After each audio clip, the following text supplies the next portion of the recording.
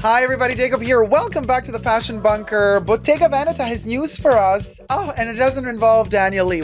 When did it ever? Bottega Veneta. Oh, you got a surprise. Maybe, just maybe, I might want to buy something from you now that I know this. Subscribe to my channel here on the tubes. Push the join button next to the subscription button. Become a member today and get access to extra perks. You can also join me on Patreon. Super Dacob all spelled together for extra perks there as well. Thank you to my members and patrons who have already pledged. This video is being filmed live in front of a live virtual audience. Q and my lovely co-chatters. I live stream every Saturday on my main channel.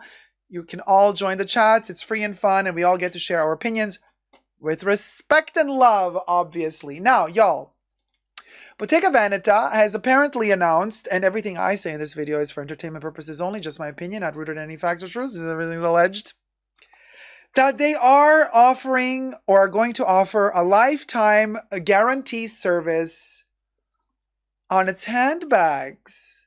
Well, hello, Bottega Veneta. And also, Chanel, take a freaking note, will ya? Lifetime guarantee service on its handbags, as reported by fashionunited.co.uk.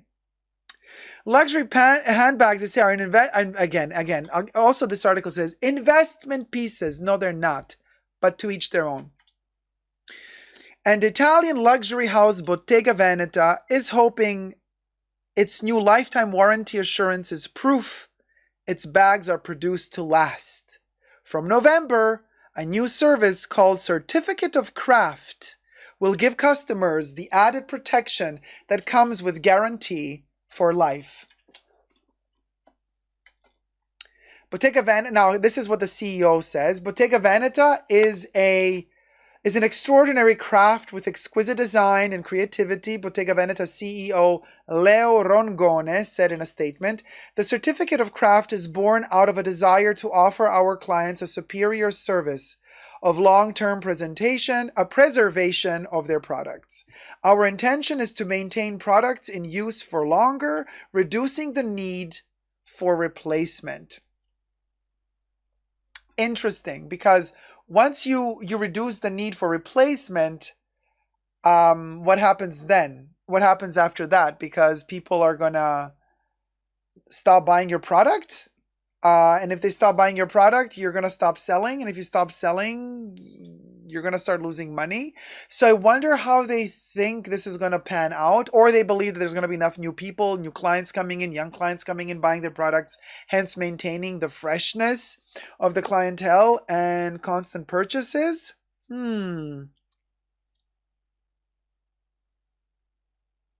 Interesting.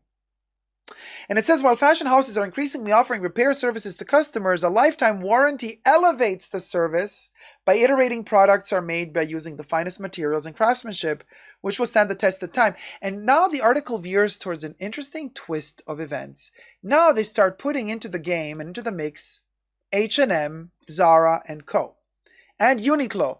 I wouldn't really put Uniqlo in the same bin like as Zara and H&M. I think their morals are also different, but anyway, so they say brands including H&M, Zara, and Uniqlo offer repair services to customers. So while they in select stores, did you know that? I have never encountered an H&M store. I mean, maybe I have, but I just didn't ask them. But so the article claims that there are a few H&M stores, Zara stores, Uniqlo stores in select cities where these select stores offer repair services. But then they also say, but however, fast fashion items are rarely produced to last. You know, after multiple washes, they fall apart because they're made with inferior quality raw materials. But this opens up doors to investors who see a lot of potential in repair services in this climate where more and more sustainability is a fashionable trend, you know. So they're thinking, well, if we start offering a special repair service for special luxury items and non-luxury items, even outside of the luxury brand's house. I mean, you know, we've seen places like Leather Surgeons and we've also seen them not do such a good job in some cases, but in most leather cases, they do a good job, allegedly. You could imagine something like that opening up even to repair your flannel shirts, to repair your knitted sweaters, whether they be in acrylic, in cashmere, silk, a blend of silk and wool or virgin wool. You could have all sorts of these shops popping up, dedicated to repairing whatever you got, whether it be luxury or not. I mean, is that a niche that is worthy of investing in? Like, is this a great investment opportunity? I don't know. I'm personally not the type of person that runs to a repair place when something is broken. I try to repair it myself, or if it's irreparable, I'm like, well, okay, I'm not going to invest even more money trying to repair it when I feel like it's lived the course of its life, and we'll go. But investors are seeing opportunities in the repair sector too after the success of new startups like London-based platform The Steam, which connects repair services and makers depending on the specific type of alteration required. According to Business of Fashion, the company has facilitated over 10,000 repairs and alterations since it debuted in 2020, reporting a 20% month-on-month increase in customers. That's huge. Now, if this is the case, now this is a UK-based journal magazine, and they obviously are reporting about the UK, but I mean worldwide, if this is the trend we're seeing right now, then let me tell you, girl, hop on, collect whatever you got in your house when it comes to bobby pins. You got your grandma's sewing machine still around. You got a little bit of knowledge about fabrics and how to repair. YouTube tutorials. Start a business. It's an idea. I mean, it's interesting. What do you guys think? I think it's a fascinating concept. Coco Kitty says, repairing something old doesn't compare to the thrill of buying new. Comanita says, wouldn't Bottega's warranty be better for the planet because it keeps a client with the same product longer? Just my thinking on this. Completely agree with you. Penny Lane says, good point, Com. Trina says, wow, 20% a month. It's huge, right? Onyx says, sustainability work. In Europe, manufacturers have to make their electronic goods repairable to cut down on waste. As for H&M, you can return goods that are falling apart, etc. Andrew says, Queen Yaz. Hey, Andrew, how's it going, my love? Kev says, lifetime repair service should be a given for any luxury company. Completely agree with you, Kev. And quite frankly, I don't even think they should charge. Now, Chanel only does those 5 years, and then on small leather goods, minus the wallets on chain, they still keep it at 1 to 2 years. 1 to 2 years, and then that's it. But 5 years, like you're charging 10K plus on a maxi double flap, and then you're like, yeah, after 5 years, whatever. But then, that warranty of those 5 years doesn't cover everything. It only covers like hardware, basically. So if they deem your bag like, oh, that's normal wear and tear, they're going to say your warranty is void. But what I understand from this article is that what Bottega Veneta is doing here is they're just telling you, hey, even if you buy a bag with us today and then 10 years from now you're having issues with it, you can bring it to us and we'll do everything in our power to repair it as much as we can for you because we want to care for it. Even the aftercare is important. I know that Hermes does that. I don't know if Bottega Veneta is going to charge for this service like after a certain period of time. I know that Hermes does charge for it after a certain amount of years have passed, and then you can also, they give you a price with specifications, like if you want us to repair this, it's going to cost you that much, this that much, exchanging hardware that much. They're going to go through the whole list, and then you decide what you want to do, what you don't want to do, and then they do it for you, and then you pay. Dior has really good repair prices. Like you can take your Lady Dior bag, even if it's 10 years old, and you bring it in, they will fix it up for you. They will even bring it back in a new dust bag, in a new box. The hardware, the scratched up Dior dangly bits, they're going to give you new ones, brand new.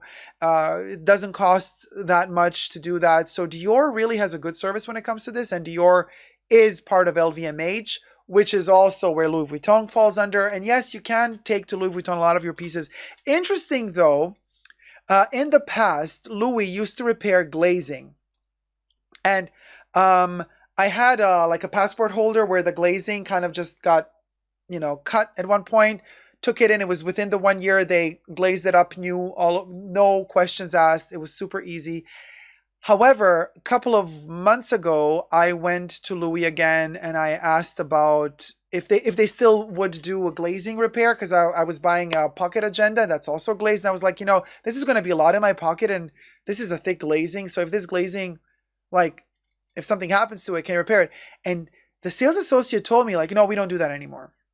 I was like, really? Your service is getting worse. He's like, yeah, we don't do that anymore. We don't repair glazing. Like, that's just normal wear and tear. We don't do that anymore. But we do other things. I'm like, well, what else is there to do? I mean, if I have canvas and it's just cut and then you just glaze it at the top, where the canvas meets the leather. I don't have an example here because all the pieces I have right now standing in front of me are I have the Poche Toilette 15, which is just leather. This is not the same type of glazing here as the glazing on the pocket agenda, pocket organizer, the passport holder. They have a thicker glazing. Well, here, my packing cube, okay?